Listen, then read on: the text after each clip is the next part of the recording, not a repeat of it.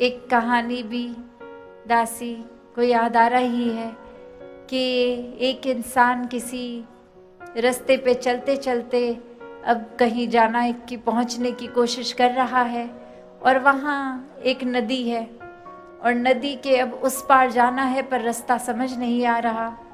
और वहीं से देखता है उस सामने भी एक इंसान उसको ज़ोर से आवाज़ लगा के पूछता है कि मुझे उस पार जाना है, कैसे आया जाए, वो रास्ता बताइए।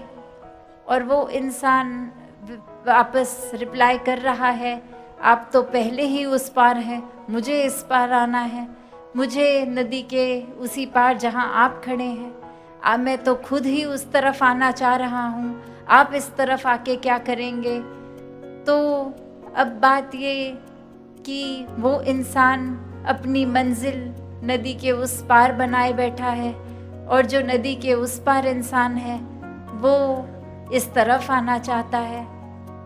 तो इससे एक बात तो यही कि चाहे हम अगर अपने जीवन में इसको एक छोटी सी ये दृष्टांत रूप पर एक गहराई से देखें तो हम भी अक्सर ये समझते हैं कि हमारी मंजिल कहीं और है, ये जीवन खत्म होने के बाद मृत्यु है, मंजिल तो उस पार है।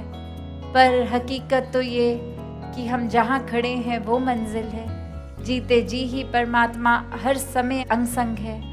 इसी समय परमात्मा की प्राप्ति ब्रह्म ज्ञान द्वारा हो सकती है।